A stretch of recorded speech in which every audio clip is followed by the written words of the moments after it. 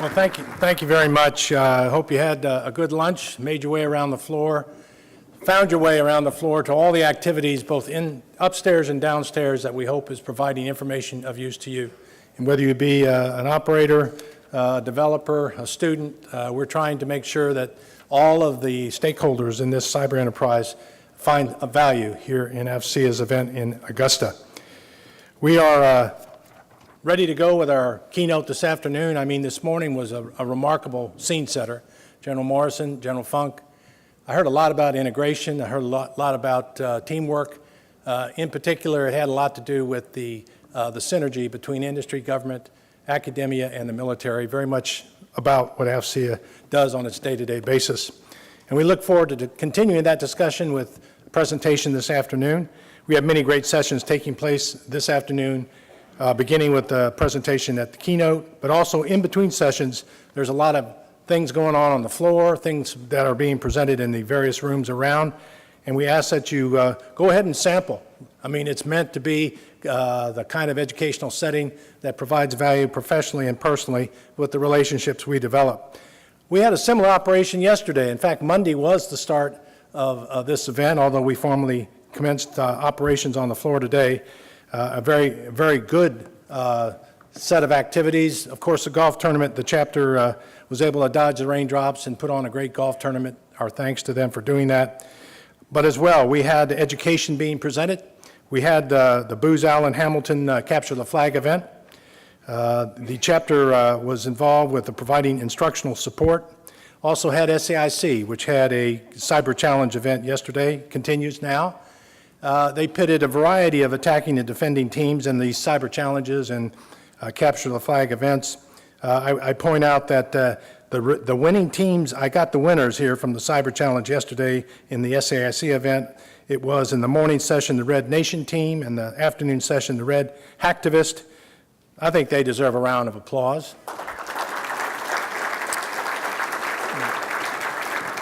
And I know this is an activity within AFCEA we see growing, a variety of these sorts of competitions that bring technology operators together and set up, whether inside a network or attacking a network, some remarkable learning, but also remarkable engagements that teach everybody involved something about this business we're talking about in our event here today.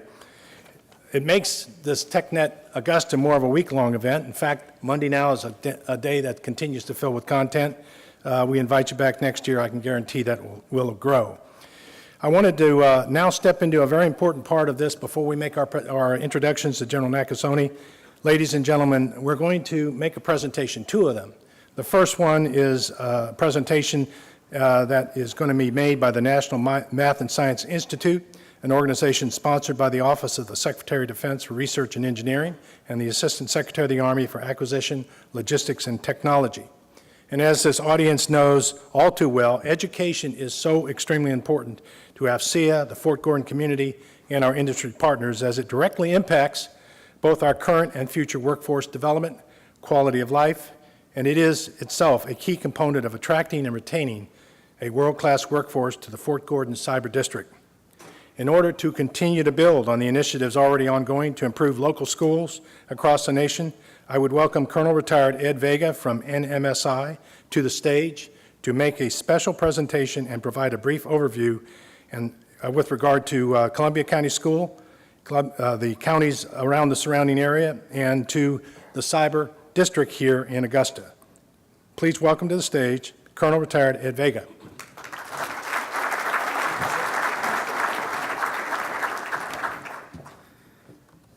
Thank you, Chair, for that gracious introduction. General Nakasone, General Morrison, and other great leaders, welcome and thank you for some of your time. This is a participation event because it is a celebration, and there'll be a test later on, so I'm going to throw a few things at you. We just need a little interaction here. First of all, with a good, well-spirited hooah, how many people here think cyber is important? How many people here really think cyber is important? How many people are concerned about the future of cyber and the workforce that you have coming at you? Thank you. How many of you have taken advanced placement in high school, AP? And how many of you, little hooah from some? A few? One or two, three? Okay, so the other thing I have to teach you is the word NMSI, NMSI, National Math and Science Initiative. Can everybody say NMSI? Thank you. This is a really awake group for being after lunch. Okay, so NMSI has been formally working with schools across the country to provide the children of active duty personnel, military personnel, with very rigorous education opportunities. And so far, we've touched 214 schools, over 90 installations, and the intent is to ensure that the schools that serve our military installations across the country have good, meaningful, rigorous programs, because how many of you are parents? You know, you're concerned. You are concerned about the kind of schools that your kids are going to go to. We've been working primarily under the auspices of DOD, as General Woods explained, and with some of their funding, but we also have great corporate partners, Northrop Grumman, Boeing Company, BAE Systems, and others who have helped make these programs go faster and provide more meaningful programs in the places that we've gone. Our program is the College Readiness Program, CRP, and what we do is we come in and we partner with schools to help train and educate the teachers first and create that culture for improved AP performance and enrollment in their schools. Excuse me. I would first point out that one of our neighboring school districts here, Aiken County, Dr. Sean Alford. Sean, would you stand just a minute, please? Sean was a great partner of ours up at Joint Base Charleston when he was up there before Aiken stole him to be the superintendent. And he is doing the same program down here with very little DOD money, but he's also reached out to other folks like AECOM and SRS, and they're helping fund the program in their first year, already having great results. And he is part of the regional solution that you all have planned here at Fort Gordon. Thanks for being here and for what you're doing, Dr. Alford. We have just completed 3 years of partnering with the Columbia County Schools, led by Dr. Sandra Caraway.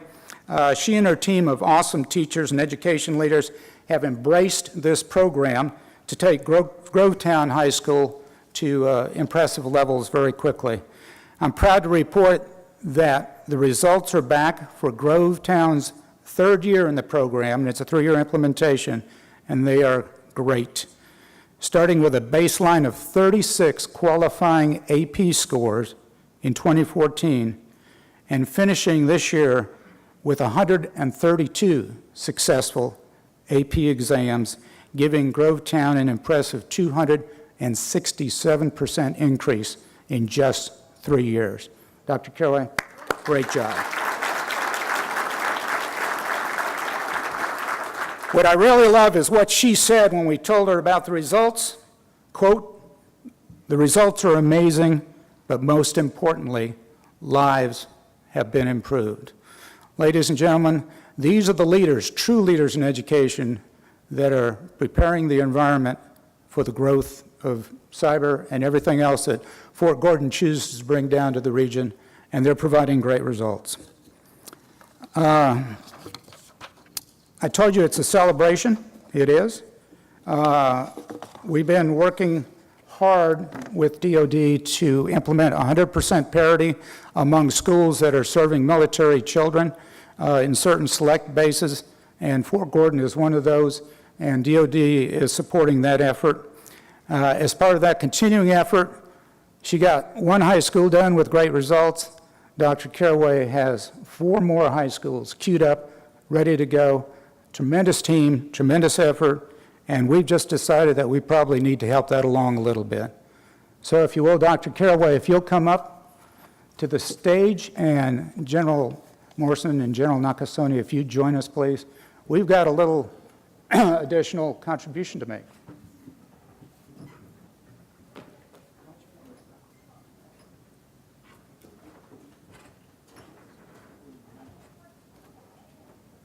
So for the next 3 years of program, for 4 more additional high schools, Dr. Caraway and her team are going to get cracking on this. Well, they already have with this new contribution from DOD and NMSA. Ladies and gentlemen, please, round of applause.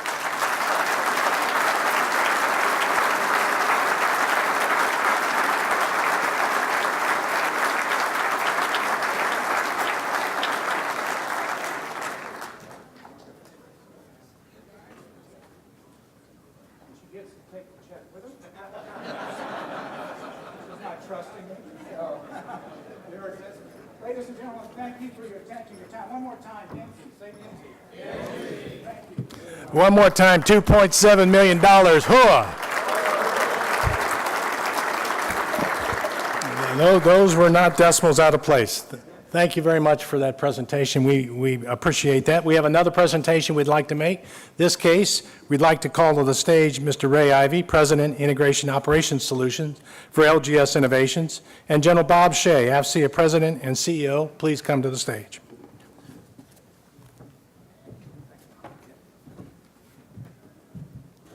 Well, my check's not quite that large, so I'll keep my speech a little shorter. How's that? So, LGS Innovations is a former Bell Laboratories that many people know. And to continue the efforts that we've had over the many decades of innovation, we need well-educated scientists and engineers, just like most of you do. So, to do so, we are very happy to promote STEM education in INSA and AFCEA and any other place that we can find it, because we draw from that, and that pool continues to be very tight. So it's our pleasure to provide funding to AFCEA's STEM education efforts and to continue our C4ISR and our cyber innovations and hopefully get some great students out of great universities here and elsewhere. Thank you.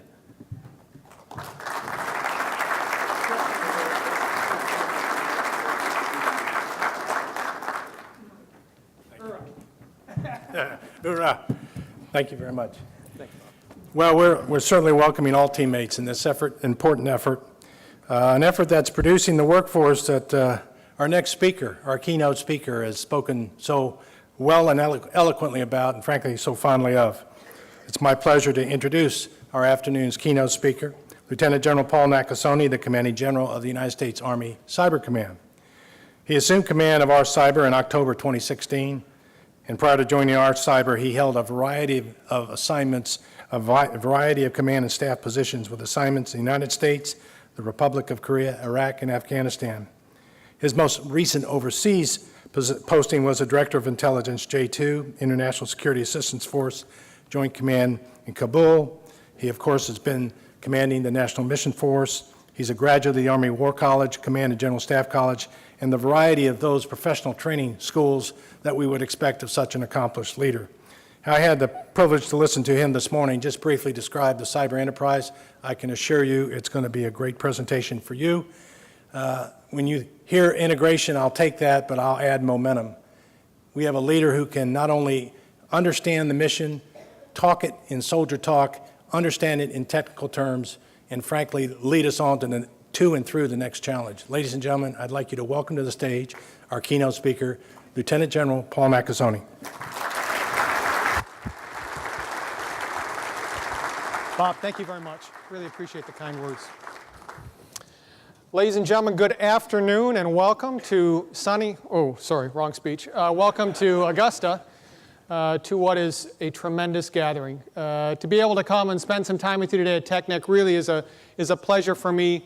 I think as we take a look at the near term, as we'll talk about in just a bit here, tremendous opportunity, as Bob says, tremendous momentum. I would offer today, I think it's only appropriate that we began, before the keynote speak, to talk about the importance of education.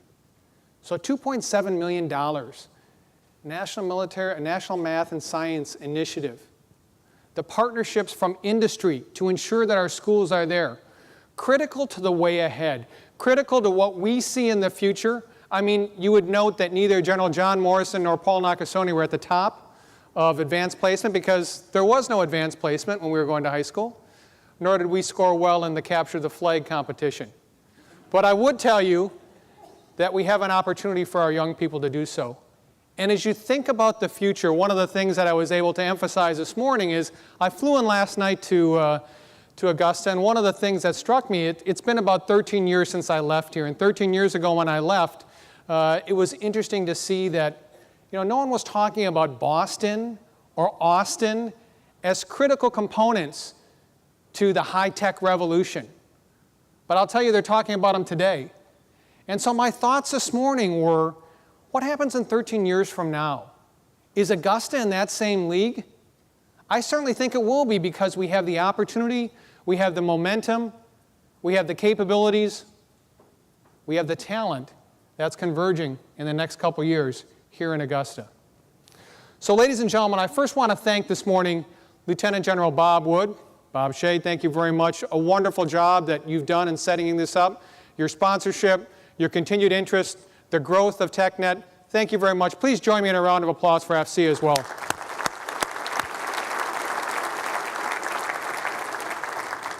I also want to not be too parochial and thank our joint service members, our coalition partners, and really our partners from industry as well here today. We couldn't do what we do without you. I would tell you that support and partnership of this joint team is a hallmark of being successful in cyberspace. And so as we take a look at the future, the more we talk about this partnership, the more that we integrate this partnership, the more that we build momentum across this partnership, the best for us all.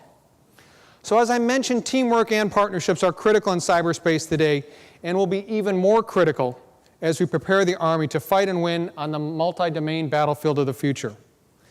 I want to spend some time this afternoon talking about this multi-domain battle, what it means for Army cyber, what it means for the Army cyber electromagnetic activities, or what we call the SEMA force, how it impacts cyber electronic warfare and information operations, both that are going to shape, and I would tell you be shaped by this new construct, and how we're preparing for the future of multi-domain battle as we look at it today. So to understand the enormity of the task ahead, it's important to take stock of where the Army is today. Today our Army has more than 183,000 soldiers supporting combatant commanders in 8 named operations, 140 countries around the world.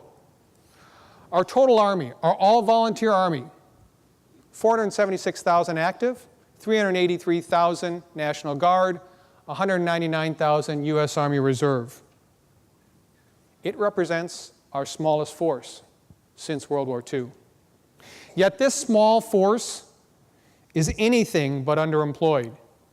Let's consider standing guard on the Korean Peninsula, fighting ISIS in northern Iraq and Syria, advising and assisting Afghan soldiers against their fight in the Taliban, reassuring allies and deterring foes in Europe, preserving the peace in Sinai, and certainly from my perspective, maintaining a constant vigil in cyberspace.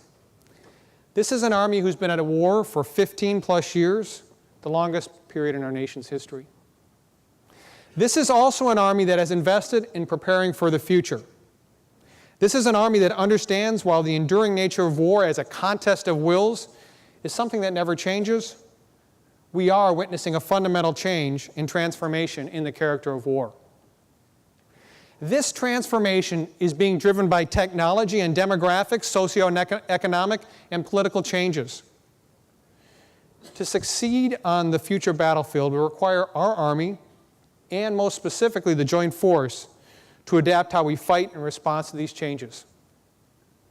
Military history is filled with examples of armies who adapted their tactics in response to change.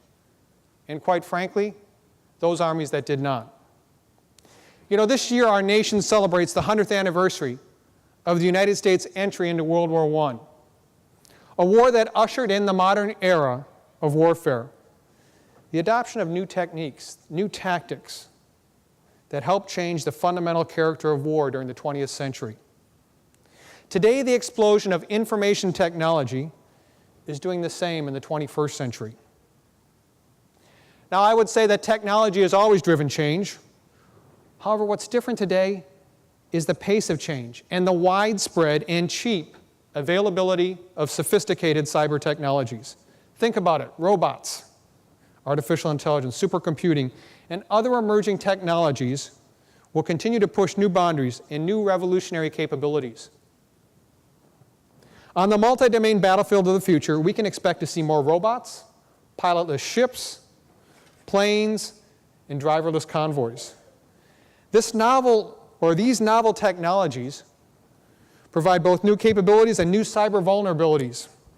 The intelligence community predicts that the continued rapid development and proliferation of disruptive, destructive, advanced technologies will continue to place these tools in the hands of criminals, adversaries, and other nation states. But demographics are also driving changes. Think about it. People are becoming more urban, more connected, and certainly more concentrated on the coastal plains. The number of megacities alone, think about it. Those with populations of more than 10 million people are predicted to double by the end of the decade. The days our Army can assure or assume the next fight will take place in a rural desert or open plains are gone. Frankly, the future fight looks a lot more like Fallujah than it does like Fulda. Combat in a megacity presents many unique challenges, some of which we've witnessed during the recent battles to clear ISIS from Mosul. Block after city block was leveled. Over 10,000 buildings were destroyed as Iraqi counterterrorism forces routed ISIS from the city. Hundreds of thousands of civilians were forced to flee as a result of the fighting. Coalition and ISIS drones dotted the skies collecting intelligence and, frankly, searching for targets. Mosul clearly illustrates to me many of the challenges when operating in the dense, interconnected, and complex urban environment. Fighting in a megacity, which is 3 to 4 times the size of Mosul, will be like anything we've ever faced before. Civilian populations in modern cities who are comfortable operating technology and social media will pose other challenges. Think about it. With millions of civilians armed with cell phones and security cameras everywhere, large formations will be easily observed. Bandwidth will be in short supply, with our communications contested, congested, and certainly competitive. Formations will need to be smaller, more agile, dispersed, and better networked. With the growth in megacities, the likelihood our Army will be asked to fight in such an environment in the future is highly probable. Yet, as the great American strategist and philosopher Yogi Berra once said, the future ain't what it used to be. So we have made informed assumptions about the future based on our experiences and trends. During recent and ongoing operations in Southwest Asia, the U.S. military experienced nearly unlimited freedom of action. It's really across all domains. Think about it, fighting against a terrorist insurgency. We also witnessed the skillful exploitation by our adversaries of cyberspace on numerous occasions. Nowadays, I would say American superiority in any domain against a peer or near-peer adversary can certainly not be guaranteed. On the battlefield of the future, such an adversary would likely employ what? Anti-access, anti-denial capabilities? Before our Navy ships even sailed? Before our Air Force transport planes left their bases? I suspect our adversaries would track their movement from space. Enemy cyber attacks would be launched to disrupt U.S. military electronic systems before any kinetic operations even began. Battle for air and sea control would commence hundreds of miles from any landing area. Barrages of missiles would attempt to defeat our naval and air forces. Airdrops would be futile. What's more, drones overhead would be filming the destruction, which we broadcast worldwide in an attempt to control the narrative. Finally, we should anticipate cyber attacks, not only cyber attacks in an area of conflict, but certainly cyber attacks against the homeland, specifically against our critical infrastructure and key resources. So to this end, we've already witnessed adversaries exploiting cyberspace and using information operations, electronic warfare, and cyber in coordination with kinetic operations. Russia has used cyberspace to great effect in operations in Georgia and the Ukraine. And if you think about August of 2008, after Georgia's pro-Western government sent troops into a breakaway republic backed by Moscow, Russia's land, sea, and air units invaded the country. Simultaneously, Russian hackers attacked Georgia's internet, and for the first time, Russia coordinated their military and cyber actions, effectively shutting down Georgia's internal communications. Then in March 2014, Russia invaded and annexed Crimea, first by blocking Ukrainian troops in their bases and using intimidation, bribery, and information operations to undermine resistance. Within 3 weeks, the morale of the Ukraine military was broken, and they surrendered their bases. The Russian Crimea campaign deployed less than 10,000 assault troops against what? 16,000 Ukrainian military personnel. Assaults against the Ukrainian sovereignty have not been limited only to the annexation of Crimea. Multiple sources of public reporting have chronicled a string of cyber attacks Ukraine has endured since 2015. These attacks have been directed at media outlets, railways, in the financial sector. The gravest attacks were directed at the nation's electrical grid in the dead of winter, December 2015, and again in 2016. Civilian professionals who analyzed the malware indicated of its ability to take down not only the Ukrainian grid, but other grids around the world. So to me, Ukraine appears to be serving as a testing ground, a virtual training center, some might call it, for a well-resourced cyber actor. Yet while our adversaries continue to hone their cyber warfare skills, our Army and the Joint Force must be prepared to fight and again win on a multi-domain battlefield. First, it begins by aggressively defending our networks, ensuring mission command, protecting critical weapon systems, and certainly the integrity of our data. Second, by delivering cyberspace effects against our adversaries. And third, I would offer by integrating cyber capabilities across all domains. Protecting and defending cyberspace and exploiting the electromagnetic spectrum, I believe, will be key to overcoming anti-access and anti-denial strategies of our adversaries. We anticipate our adversaries will continue to exploit vulnerabilities in our weapon systems and platforms, putting them at early risk. Now, our cyber electromagnetic activity force is critical to setting the theater prior to operations. These forces would offer other options to battlespace commanders, opening windows of opportunities across multiple domains to gain advantage and allow our ground forces to engage our adversaries. Success in this new concept relies heavily on integrating this cyber electromagnetic EW information force in the future. So these non-lethal effects, these space-based capabilities and information operations must be coordinated and synchronized within the Joint Force scheme of maneuver. These operations must be used to disrupt enemy mission command, influence populations, and I would offer deceive or disrupt our enemies. Defensive cyberspace operations will protect, I would offer, key cyber terrain, the weapon systems and data that are so critical to us, and our DoD information network operations to ensure the successful mission command. Our forces will also conduct electronic protection and carry out offensive operations through integrated cyber, electronic warfare, and information operations to again disrupt and destroy enemy systems and weapons. So you'd ask yourself, what is our Army doing today to prepare ourselves for the future? The shorter answer is through experimentation, both at the National Training Center and I would offer in real-world operations. As many of you know, for the last few years, Army Cyber has led and conducted a series of CMIS support to Corps and below pilots at places like the National Training Center, at places at Fort Leavenworth, Kansas. And after 8 rotations at our combat training centers and our experience with employing cyber and electronic warfare capabilities in current operations, we've learned a few things. First, we know that as we take a look at our combat training centers, we need a closed network. We need to be able to experiment. We need to be able to work with our maneuver forces on a daily basis.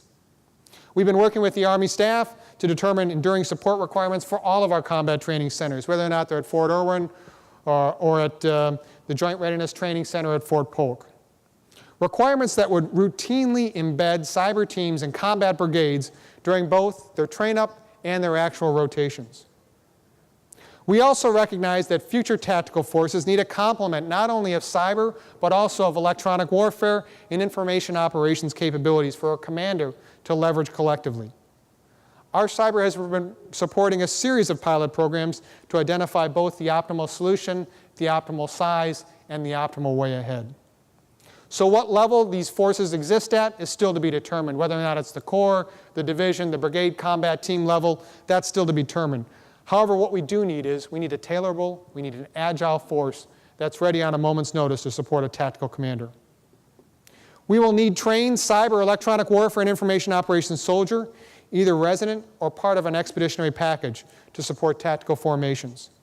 This forward deployed element would need an array of support from stateside. Think about it, intelligence, tool developers, on-net operators to access the full range of capabilities required by a maneuver commander in a multi-domain fight. Think of how you use your cell phone today. You might be in a remote location by yourself, but there's always a vast array of infrastructure, of people behind you, cell towers connected to regional telecom hubs backed up by technical operators that make your connection possible. I offer this as a similar analogy as we think about the future fight. Army cyber operations are no different. The forward edge needs to reach the base, and in real time. So our elements of the future must be able to phone home, to direct these FX into targets in theater, many of which will be potentially originate from our Joint Mission Operations Center, both at Fort Meade and at Fort Gordon. We put this reach-back model into effect just our last rotation at the National Training Center, and the 1-4 Stryker Brigade Combat Team Commander was able to maneuver his force across an international boundary that was depicted in this training event and use a remote cyber team right here from Fort Gordon, Georgia. In real time, this reach-back element provided a capability that degraded the adversary's ability to report on U.S. troop movements and impaired their command and control. So in practice, in training, in an experimental force, were used to enhance these capabilities. And it originated from here at Fort Gordon. So the 1-4 Stryker Brigade Combat Team Commander leveraged this capability to call for fire and neutralize the threat. At the same time, the Cyber Team Commander here at Fort Gordon assisted with network defense by isolating and neutralizing a malicious cyber actor. These are just some of the defensive and offensive capabilities that we're experimenting today. The key piece is that we're thinking about the future. We're experimenting as we take a look at our new formations. We're looking at how best to do this, and foundationally, much of this is occurring from here at Fort Gordon. So we've seen a bit of a glimpse of the future, and I would offer through experimentation we've learned a few things. We realize the Army is going to be able to need to provide capabilities development to support both offensive and defensive effects in a forward battle space. Multi-domain battle elements are needing to be smaller and certainly more agile. We are going to need to have reach-back capabilities on a moment's notice. And I would tell you, commanders in the field will need to understand and be comfortable with leveraging what is to them probably a foreign concept, probably an element that they haven't worked with before. And most importantly, we're going to need to be able to visualize all this.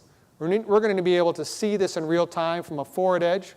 We're also going to be able to need to see it from a place like Fort Gordon, Fort Meade, Hawaii, or Texas. That's where all of you come in. That's why it's so important that I talk about the partnerships today.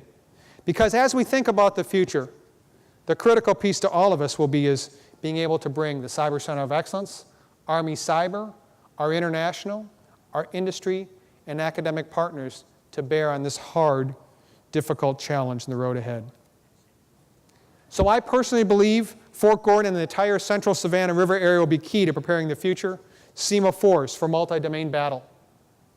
The Army will need to leverage the capabilities of the Cyber Center of Excellence, as I mentioned, local and state cyber investments, the regional technology that industry provides, along with the relocation of my headquarters here in the next couple years. We broke ground this fall. I saw the mayor this morning, and we were chatting about the fact that we were just throwing dirt a little over 6-7 months ago. But I would tell you that the relocation of Army Cyber Headquarters to Fort Gordon will make sure that we leverage the technology that's here, the experimentation that's ongoing, the infrastructure that's being built, the intellectual capital, and the intelligence that's offered at a place like NSA Georgia, and the co-location of our operational force with the institutional underpinnings of a place like the Cyber Center of Excellence is foundational to our success. I would offer that Army Cyber's move to Fort Gordon will increase Army readiness and technological superiority, not only today, but well into the future. The synergy created when we enhance operational effectiveness by establishing a single point, a single center here at Fort Gordon can't be underestimated. Our new facility will enable Army Cyber to bring together the teams operating and defending our DoD information network with the cyber warriors that are conducting operations today. The move will also bring Army Cyber to a regional hub of innovation in cyber development alongside the key Army, allied academic, industry, and intelligence community partners. The move will drive growth, innovation, and I would tell you partnerships for the Army, our headquarters in the Cyber Center of Excellence, the Fort Gordon Augusta region, and the nation. Fort Gordon will help the Army maximize personal quality and training strengths to outmaneuver our adversaries and exploit the initiatives on a multi-domain battlefield. So I come back to the rapid pace of operations and the dynamic change of our threats, what it means to our cyber forces as we engage future threats in cyberspace. Both defensive and offensive Army SEMA forces are rapidly maturing and building credibility with our combatant commanders in real-world operations, continuing learning and innovating their tactics, techniques, and procedures against determined, adaptive, and aggressive adversaries. Every day, our forces demonstrate the value and capabilities of cyberspace operations to the joint force when integrated as part of a broader, coordinated military effort. However, today, the proliferation and ready availability of sophisticated technologies threatens to erode our technological overmatch, increases the lethality of reach of small state actors and non-state groups, many of whom are not bound by the rules of war. Technology, along with demographic, socioeconomic, and political changes, are driving a fundamental shift in the way future wars will be fought and won. The concept of multi-domain battle will require flexible and resilient ground formations that project combat power from land and from other domains to enable freedom of action and certainly deny the same to our adversaries. Multi-domain battle succeeds when each domain gains the advantage in support of the others, requiring innovative approaches to integrating SEMA operations across all domains. Cyberspace is the indispensable piece that connects all of these domains, and the defending and exploiting of cyberspace will be foundational to our success on the multi-domain battlefield of tomorrow. So, ladies and gentlemen, at the beginning of the talk, I mentioned the 100th anniversary of our entry into World War I. I noted it represented the first modern war of the 20th century. It was also a war where doctrine and tactics failed to keep pace with technology, initially leading to ineffective battles and huge casualties. It's easy for us to look back and see the folly of our predecessors, isn't it? It is much harder to peer over the horizon and try to predict and prepare for the future. It will take vision, leadership, and concerted effort across the Army, the Joint Force, and our allies, and certainly our partners in industry, to implement the concept of multi-domain battle.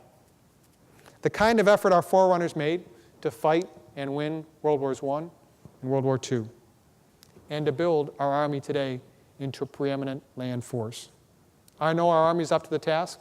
I thank you for your time, your attention. Army strong. Thank you very much.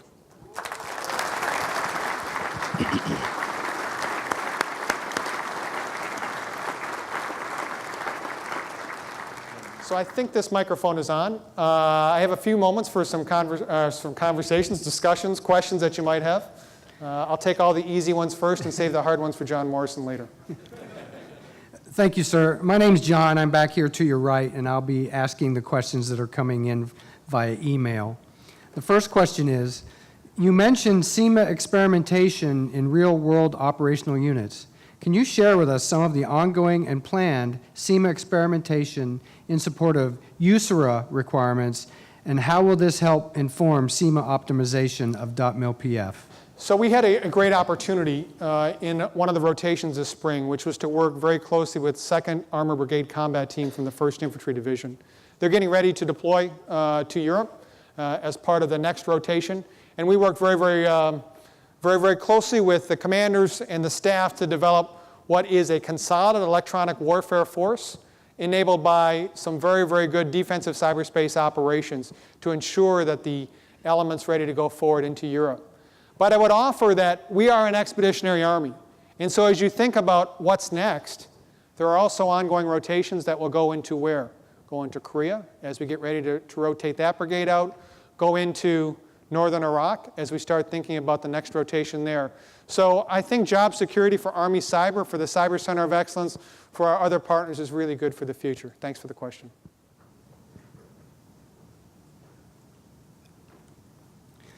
Thank you, sir. The next question is, what is the Army doing to mirror best practices from other services in cyber, particularly the United States Air Force? Well, maybe I should ask the question, what are the other services doing to mirror what the Army is doing in cyberspace? Let me talk a little about the other services, because I've worked in a joint environment for the past decade. I am very appreciative of the work that has been done across all the services to build a force. You know, many of you know that over the past 5 years, we have spent a lot of time developing strategies in cyberspace, developing headquarters, but also, I think the game changer is the 133 teams that we're building, manning, equipping, training, and operating now across both the DoD information network and into our adversaries. What I would say in terms of each of the services, as I look to the Air Force, perhaps not a better service that has taken a look and really mapped out what are the training requirements that are necessary throughout the cyberspace forces. We've worked very, very closely with the Air Force to mirror much of the training that has gone on in places like Lackland Air Force Base. Very, very appreciative of the work that they have done there, and we've, to be very honest, we've taken a lot of their ideas to heart. In terms of the Navy early on, I think has done a great job in trying to bring developmental capabilities to the force. So we took a look at how the Navy development was doing in terms of early capabilities that their cyber teams needed. And I would offer to you the Marines. My experience with the Marines, a smaller force, but I would tell you that among the most proficient defensive forces that I've seen. I think Mark Bowman, who's here, would also comment that we had a Marine team that was leading much of our effort at the Joint Staff when we were looking at a fairly significant penetration into the Joint Staff network. That was a Marine team, well-trained, well-equipped, very, very good partnerships with industry that brought a lot of capability to what we had to do at the time, and I thought was some pretty good work in a very, very short amount of time. So, good question. Thanks. Thank you, sir. Next question. Hold on one second before we go to the next sorry, question. sir. So for the services, what you should be mirroring from the Army, if I might, since I have the microphone, here's what I would offer that makes the uniqueness of our Army cyber force today. I would begin with senior leadership and interest and involvement in all things cyber. I have a number of different bosses, as you can well imagine. All of them that are interested in cyber. Everyone from the Acting Secretary of the Army, the Chief of Staff of the Army, the G357 of the Army, the G8 of the Army, all of them that are committed to resourcing what we're doing. Resourcing a place like Fort Gordon. Take a look at the resource commitment that our Army has made to the Cyber Center of Excellence. Almost $2 billion over the next decade. Take a look at the commitment it's made to Army Cyber Command. Before an actual concept is even off the paper, we're starting to resource it. So our Joint Force Headquarters Cyber at Fort Gordon, 121 personnel, resourced 3 years ago, based upon an idea, a PowerPoint slide, and a promise that we were going to get after this mission. The second thing I would say that if you were the other services, what would you envy about the Army is the fact that we built a schoolhouse and we built a branch. And why is that important? Because if you're a young officer, a warrant officer, or an NCO today, you probably want to come into a service and work cyber your entire career. You can come and get trained at Fort Gordon, and you can work cyber your entire career as part of our force. Because guess what? We have a branch that does this. The last time we built a branch was what? Special Forces in the 80s. Look how successful that was. I would offer you we're on the same pathway. We've taken a lot of the lessons from Special Forces and applied to what we're doing today in cyber. The third thing is that I would say that the services would look at the Army and say, I'm really impressed with what you're doing in real-world operations. Today, you are battling ISIS in northern Iraq and Syria. Wow, in cyberspace? Yes, we are doing that on a daily basis. That's not a secret. President's talked about, Secretary of Defense has talked about. We learn a tremendous amount of activities based upon the fact that we're doing things today. And the final thing I would say for the services they look at the Army, they'd say is, I really like the way that you're conducting experimentation. You've done how many rotations at a combat training center? 8 over 2 years? You must have learned a few things. So thanks a lot for the opportunity to answer that question as well. Thank you, sir. Next question. Do you see a merging of signal and cyber occupations in the future, and how does electronic warfare capabilities fit? So let me begin by saying that we are always going to have the need for varsity communicators that exist today in our signal regiment. And there will always be a signal regiment because it is foundational to what we're going to do in terms of being able to support maneuver commanders. That will not change. We will have our own cyber capabilities, our own cyber branch, we'll have our own intelligence corps, but the work that's being done today in terms of building our signal regiment to make sure that it maintains the cutting-edge technologies and the ability to support maneuver commanders is not going to change. In terms of electronic warfare, we are bringing them in this year, into our cyber branch. I'm sure as John has talked about on other occasions, our opportunity here is to bring what is a very, very small but powerful population into a broader capability so we can bring electronic warfare, cyber capabilities, and information operations to the future. That's being done today. That's going to be done in concert and led by John Morrison and his team here, and we look forward to really reaping the benefits of that in the future. Okay, thank you, sir. Next question. What are your thoughts on autonomous or even artificial intelligence systems supporting the operational commander? Let me begin with what do I think about autonomous operations and artificial intelligence before I even talk about commanders. I would highlight, last week I had an opportunity to do some executive education. There's a very, very good article out right now by the Balfour Center from Harvard about the impacts of artificial intelligence. I would commend it to those of you that have time to read. It's a very, very good study in terms of the impact to a nation that artificial intelligence is going to have. We talked a little bit about quantum computing over the past couple years and how important that is. I would tell you that artificial intelligence in the near term is one of the things that I think a lot about in terms of the impact that could have for what? Self-healing networks, the impact that it could have for vulnerability detection, the impact that it could have in terms of being able to raise the bar for cybersecurity. In terms of autonomous capabilities, take a look at what's being done now in terms of driverless cars. The more I read about autonomous vehicles and the impact that's going to have on our economy, impact it's going to have on our cities, that's before I even think about what the impact it's going to have on maneuver commanders. These are things that, are not Buck Rogers 30 years from now. This is, industry is looking at 5 to 10 years to have a very, very strong autonomous self-driving capability on the roads. And what that means to us, I would offer is, that's a game changer for us. So thank you for that question.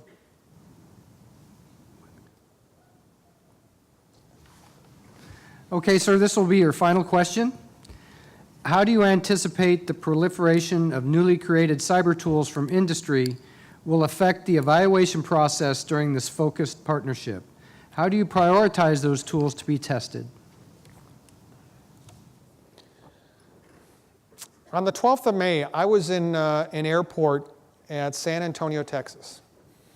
I was getting ready to get on my flight. It was a Friday, I remember it clearly, and I was looking at CNN come across the screen, and there was a discussion about ransomware that had just hit the United Kingdom. And I thought to myself, ransomware, United Kingdom, hospitals, moving rapidly, bad weekend ahead for Paul Nakasone. So WannaCry, which was the largest ransomware attack that we've seen yet in the world, I think was a wake-up cry to many of us in the Department of Defense. One, it woke us up to the fact that there are a number of other vulnerabilities out there that may be weaponized by our adversaries. And once they're weaponized on a significant vulnerability that hasn't been patched, you're in a race condition then. You're looking quickly to rapidly be able to patch the condition, if you know about it, and be able to establish control over what could be a very, very vulnerable network, data system, weapon system, whatever that might be. And so as I think about the future, one of the things that does concern me are the vulnerabilities that have been stolen by actors from a number of our different intelligence community partners that could well become the next vulnerabilities weaponized for us to deal with tomorrow. So I would tell you, as we start taking a look at 2018, the changeover in the fiscal year, one of the things that we've talked a lot about at Army Cyber is, so what's the next vulnerability? What do we really have to be concerned about, and how rapidly can we act? Do we have the speed, the agility, and the precision to get after what might be a very, very difficult vulnerability for our force, or even perhaps more importantly for our nation? So with that, ladies and gentlemen, thank you very much for your attention. Thank you for all that you do in support of Army Cyber Enterprise, and thank you very much for the opportunity to talk with you today.